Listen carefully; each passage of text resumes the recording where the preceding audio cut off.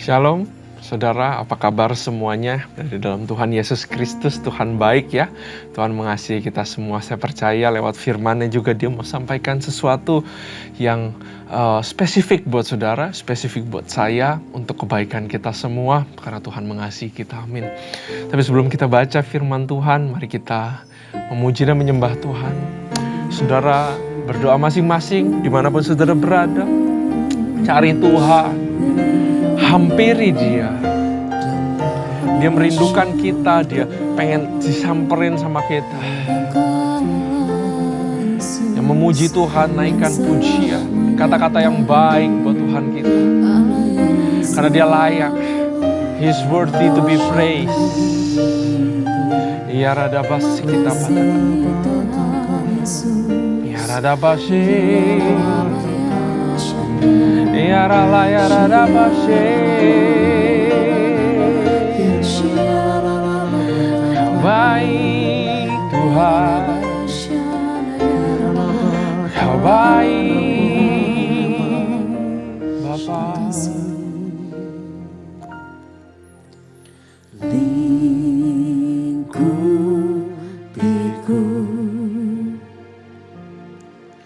dengan sayapmu,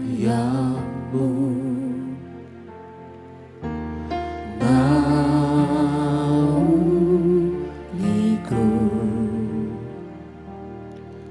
dengan kuasa-Mu. Lingkupiku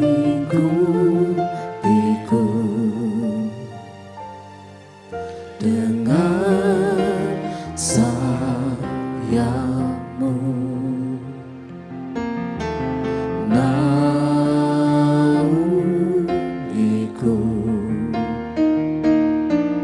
dengan kuasa-Mu. Di saat badai bergelora, ku akan terbang bersamamu. Bapa, Kau Raja atas semesta, ku tenang sebab Kau Allahku.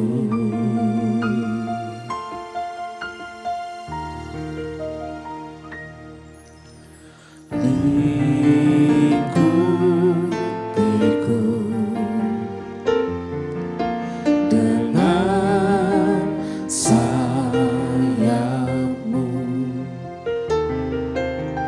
naungiku dengan kuasa-Mu. Lingkupiku dengan sayapmu, naungiku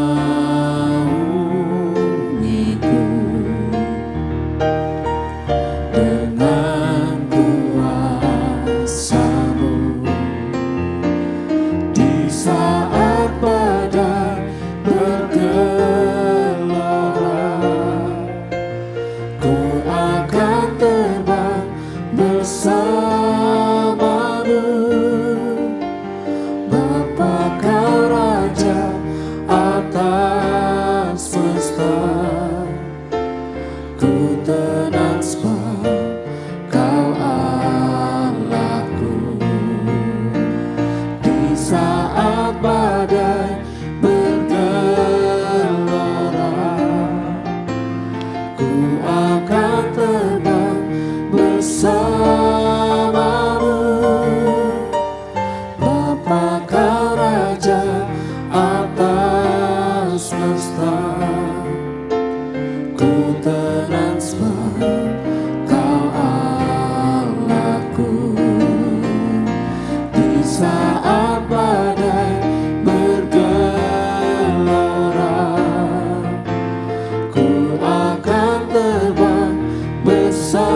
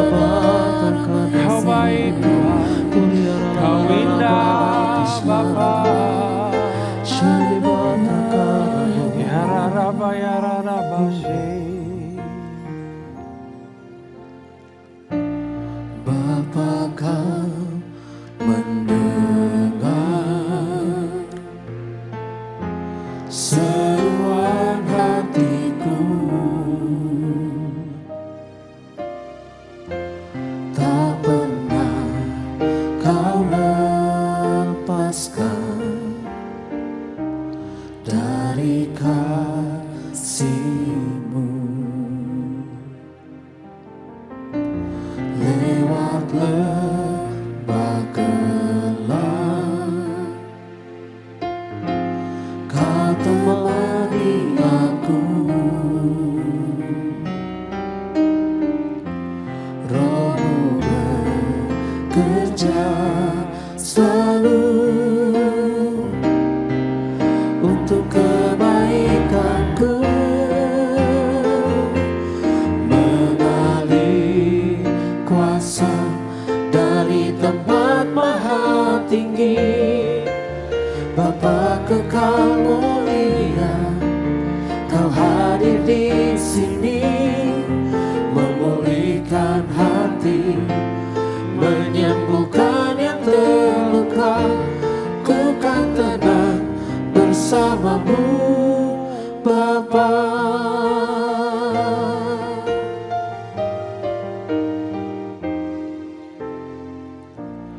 Bapa, Kau mendengar seruan hatiku, tak pernah Kau lepaskan dari kasih-Mu.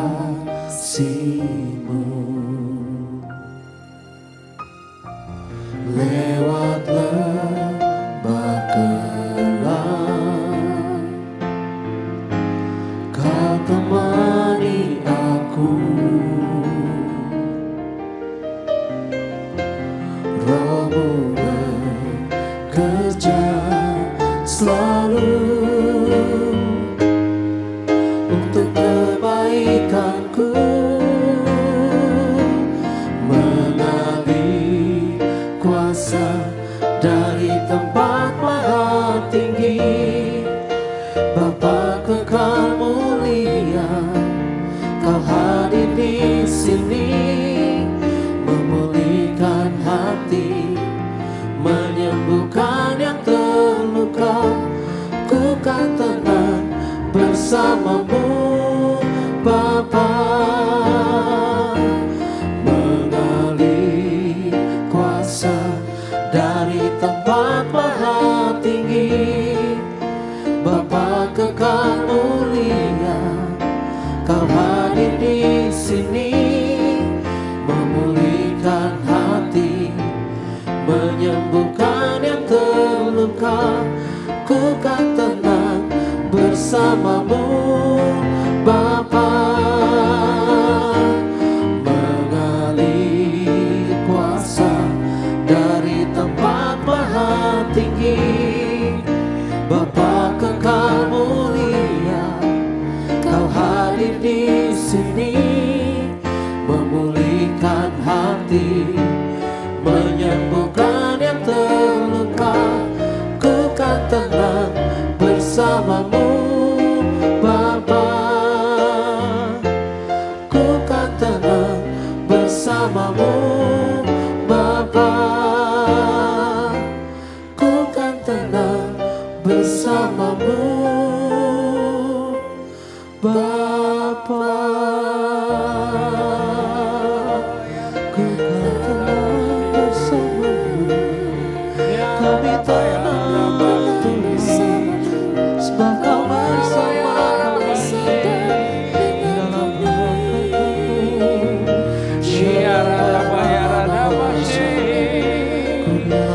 Haleluya.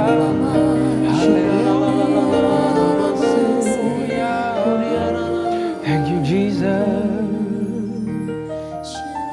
Makasih Tuhan. Makasih Bapa. Berikan kami hikmat untuk dapat pewahyuan Tuhan. Urapi lidah bibir hamba-Mu. Double portion Tuhan. Supaya boleh menyampaikan pewahyuan firman kebenaran yang datang hanya daripada. Di dalam nama Yesus kami percaya kami telah dapat pewahyuan. Haleluya. Amin. Shalom saudara, sekali lagi ya. Mari kita buka firman Tuhan di Mazmur pasal yang ke-31. Mazmur pasal ke-31 merupakan Mazmur ratapan.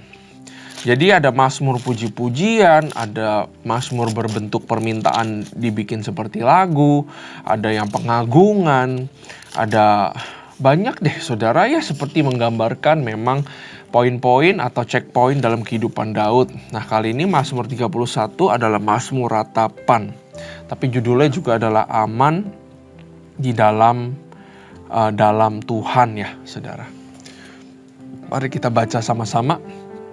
Mazmur pasal 31, aman dalam tangan Tuhan. Ya, tangan Tuhan itu tangan yang kuat saudara, tangan yang besar, tangan yang ajaib, tangan yang kita butuhkan dalam hidup kita. Dan satu hal tentang tangan Tuhan, tangannya sudah terulur terlebih dahulu sebelum kita ya yang mengulurkan tangan kita mau menyambut tangan Dia. Tangannya selalu terulur, karena waktu manusia berbuat dosa tangannya mengulur. Tangannya diulurkan untuk menolong kita. Jangan pernah hilang image ini.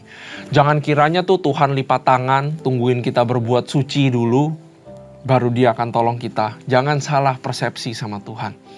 Tuhan tangannya selalu terulur. Even untuk pencuri yang ada di kayu salib sebelah Dia, tangannya terulur.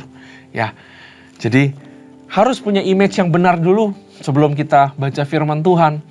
Bahwa Tuhan yang penuh kasih, Tuhan yang adil. Tangannya selalu terulur buat kita. Untuk pemimpin biduan, Mazmur Daud, padamu Tuhan aku berlindung. Janganlah sekali-kali aku mendapat malu. Ya saudara bisa bayangkan bagaimana keadaan Daud saat itu. Luputkanlah aku oleh karena keadilanmu. Ya, kalau luputkan artinya ada seseorang yang mau menembak dia. Ya, menyerang dia. Maka disuruh luputin. Luput itu kan nggak kena gitu. Sendengkanlah telingamu kepadaku. Ya ternyata dalam hatinya Daud banyak perkara. Ya, mungkin ini berbicara juga tentang keadaan saudara.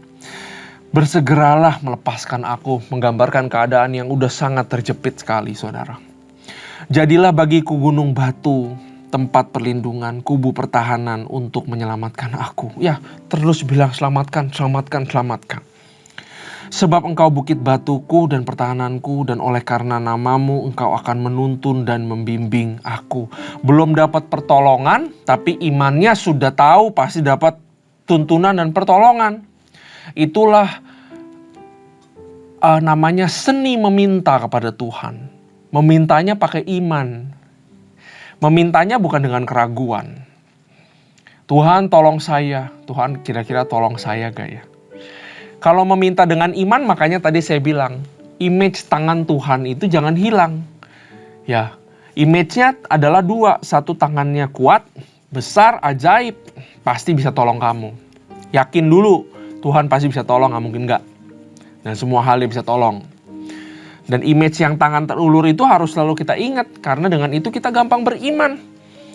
Bahwa saya pasti ditolong Tuhan karena Dia mengulurkan tangannya kok sebenarnya. Saya aja yang gak satu frekuensi sama Dia mungkin. Tapi tangannya selalu terulur.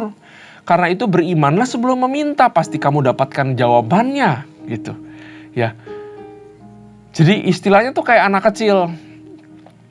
Anak saya tuh tahu kalau mau nonton YouTube sama papanya pasti dikasih.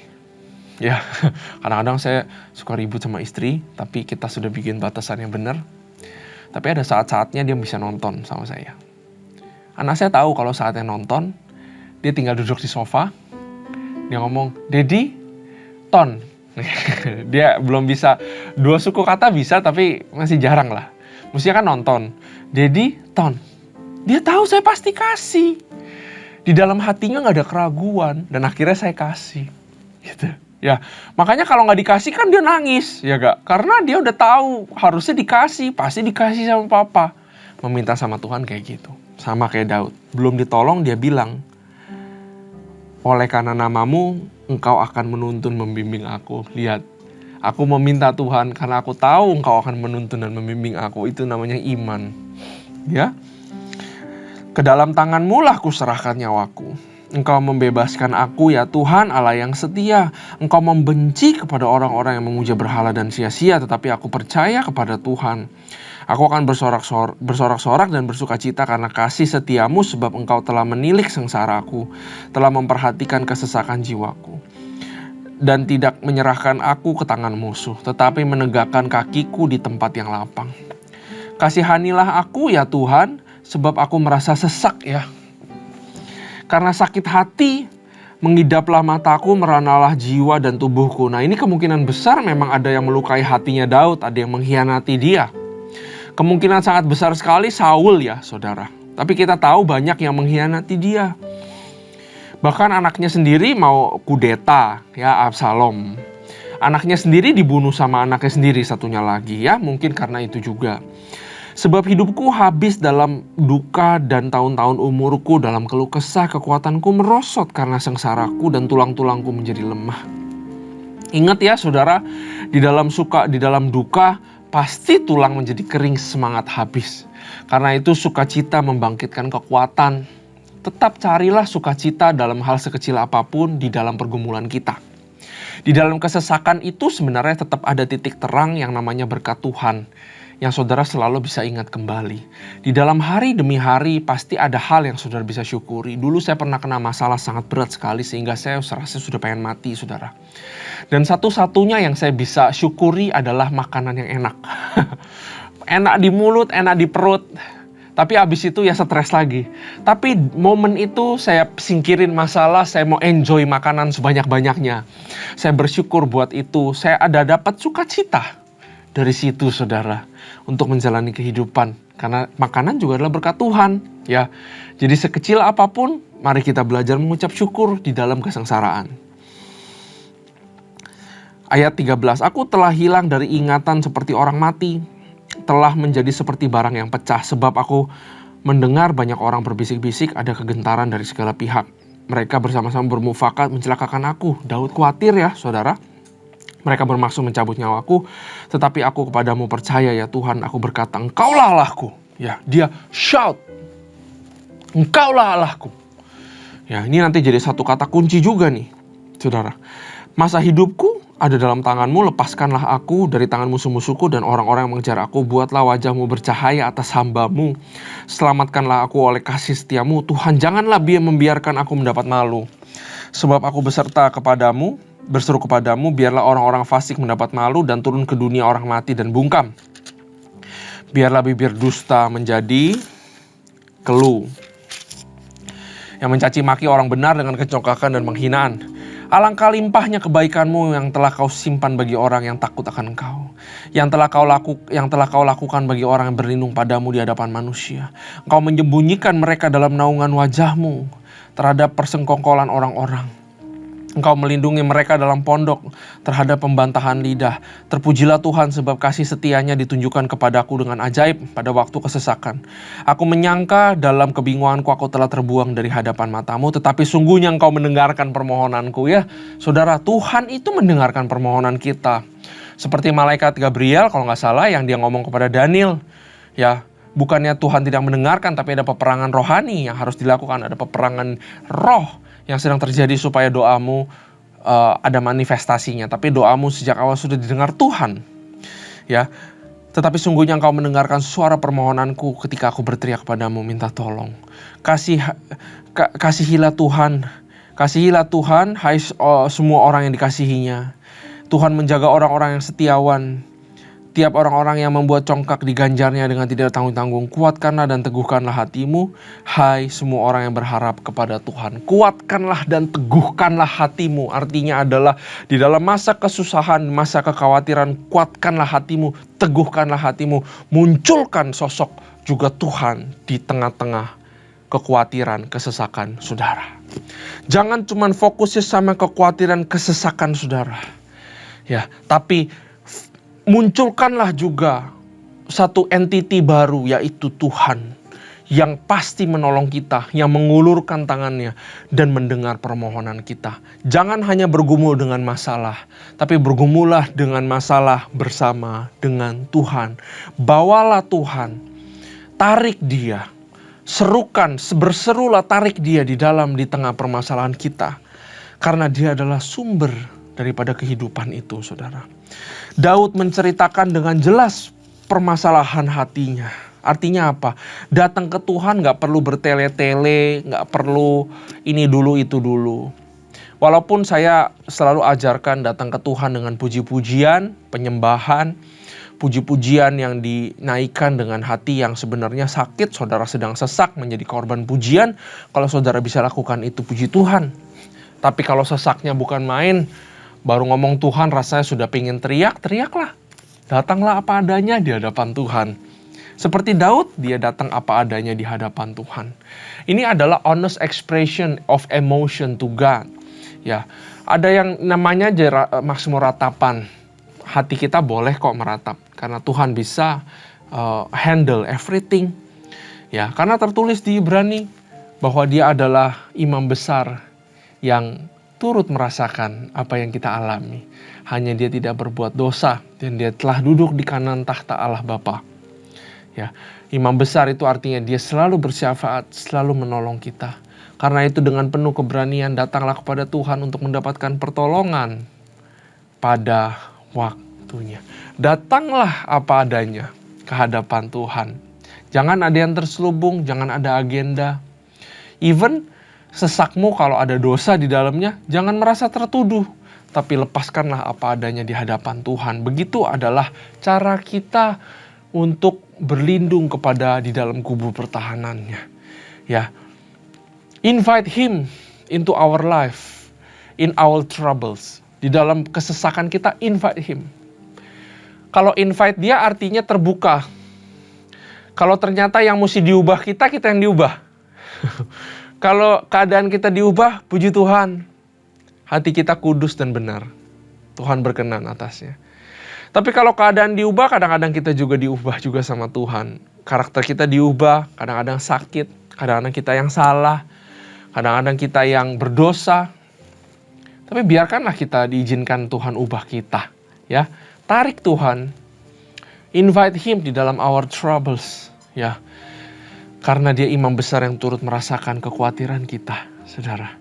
Ya, saudara, kekhawatiran itu bentuknya adalah lingkaran, saudara.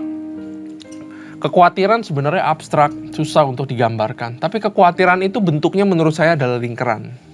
Kesesakan itu bentuknya lingkaran. Semakin dipikir kita akan semakin mutar, pikir yang enggak, habis khawatir ini, khawatir itu, ntar ini, ntar gimana. Terus akhirnya gak ketemu jawabannya, mulai lagi dari depan. Kekhawatiran itu lingkaran. Makanya firman Tuhan itu selalu bilang di dalam kesesakanmu, pergumulanmu, pandanglah burung di udara. Kalau saudara sedang mutar, saudara harus berhenti dulu dari putar. Dan saudara lihat ke atas. Lihat ke burung. Dia yang bukan prioritas utamanya aja dikasih makan sama Tuhan. Kalau burung gak cukup, suruh lihat ke bawah. Lihat kebesaran Tuhan. Bunga yang begitu indah. Dia bilang, Salomo aja gak seindah ini loh. Masakan aku akan menelantarkan kamu. Ya, seringkali kita khawatir karena hal-hal dunia, saudara. Perhatikan. Kadang-kadang di dalam kesesakan yang harus berubah itu kita. Kadang-kadang di dalam pergumulan yang Tuhan mau ubah itu kita. Karena ada ikatan kita dengan harta-harta dunia. Ya. Biasanya bikin kita khawatir apa? Nomor 1, uang. Itu nomor 1, uang. Yang bikin kita khawatir apa? Lifestyle. Kita pengen hidup seperti itu. Yang bikin kita kadang-kadang khawatir atau sesak. Kalau Daud ini sesaknya ya karena mereka sedang dianiaya ya. Mungkin kita ada di dalam masalah. Tapi ada juga orang-orang yang khawatir karena hal-hal itu. Kita khawatir karena makanan dan minuman. Kita khawatir soal kesehatan. Rasanya sesak. Rasanya kesehatan menyerang kita, menyerbu kita. Kita khawatir akan masa depan, ketidakjelasan, perekonomian yang begitu. Serasa seperti musuh yang menyerbu kita. Seperti Daud yang diserbu, saudara. Aturlah prioritas mana yang paling penting, saudara. Apakah uang yang paling penting? Apakah makan paling penting? Apakah masa depan yang paling penting? Apakah kesehatan yang paling penting? Saat kita bisa atur prioritas, ternyata kita masih cukup ya. Kenapa saya khawatir, saya nggak naik-naik gaji? Kenapa itu jadi kesesakan buat saya? Kita yang berubah jadinya, saudara. Ternyata uang bukan prioritas. Saya taruh di prioritas yang ke berapa mungkin.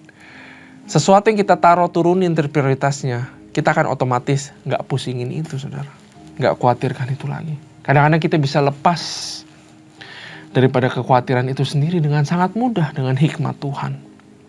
Tapi marilah kita pandang Tuhan dalam segala pergumulan dan persoalan. Saya percaya Tuhan pasti akan tolong saudara. Jangan takut akan segala sesuatu. Amin. Terima kasih Tuhan buat firman ini. Kau sungguh begitu baik. Berikan kami terus pewahyuan dan peremaan lewat firman-Mu. Kami serahkan program ini, semua pendengar, semua pembicara, pemusik, worship leader, di dalam Engkau Tuhan. Thank you Jesus. Hanya di dalam nama Tuhan Yesus. Haleluya. Amin. Tuhan Yesus memberkati.